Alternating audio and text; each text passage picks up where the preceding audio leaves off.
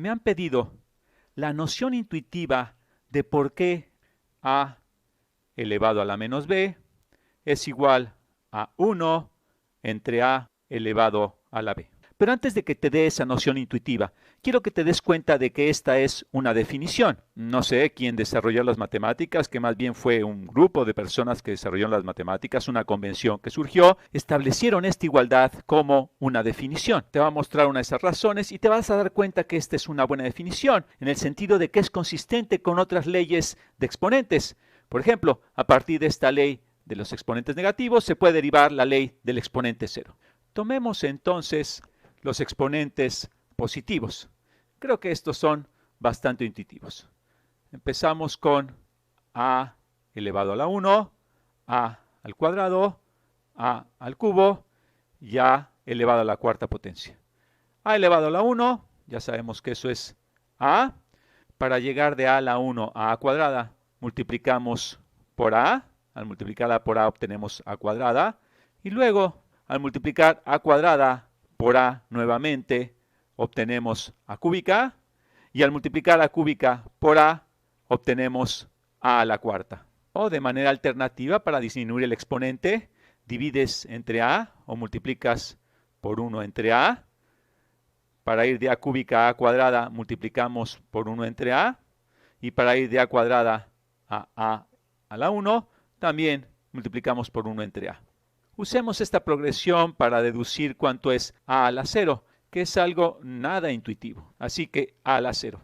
Tú eres el inventor, el fundador de las matemáticas modernas y tienes que definir cuánto es a a la 0. Quizás es 75, quizás es pi, no lo sé. Tú tienes que definir cuánto es a a la 0. Pero lo que queremos es que a la 0 mantenga este patrón, que cada vez que divides entre a, el exponente disminuye en una unidad. Y entonces, ¿cómo le hacemos para de a la 1 llegar a la 0?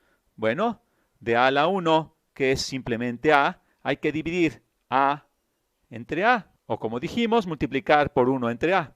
Entonces, al dividir a entre a, obtenemos simplemente 1. Esa es la razón de la definición, o la noción intuitiva de por qué algo elevado a la 0 es igual a 1. Pues como vimos, al tomar ese algo y dividirlo entre sí mismo una vez más, obtienes 1. Así es que esto es bastante razonable.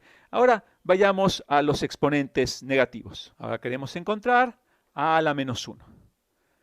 A la menos 1. Bueno, seguimos el mismo patrón de ir dividiendo entre a. Entonces, a la 0 hay que dividirlo entre a. A la 0 lo vamos a dividir entre a la 0 dividimos entre a, pero a la 0 es igual a 1. Entonces, 1 dividido entre a es simplemente 1 entre a. Hagamos uno más para que tengas la idea, si no es que ya tienes claro cuál es el patrón. Establezcamos entonces cómo obtenemos a la menos 2. De nueva cuenta hay que dividir entre a. Sería absurdo no seguir el patrón que hemos seguido hasta ahorita.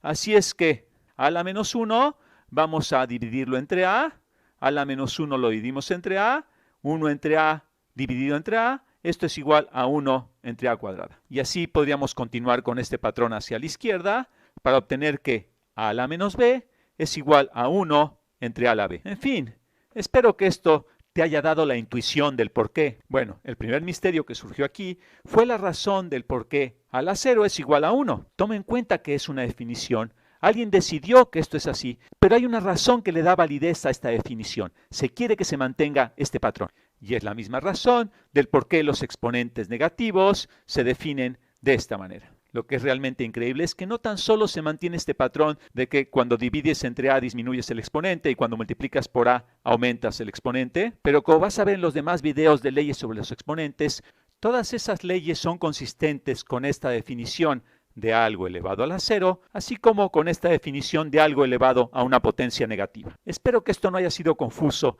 y te haya dado la noción intuitiva para desmistificar algo que es realmente misterioso la primera vez que lo ves.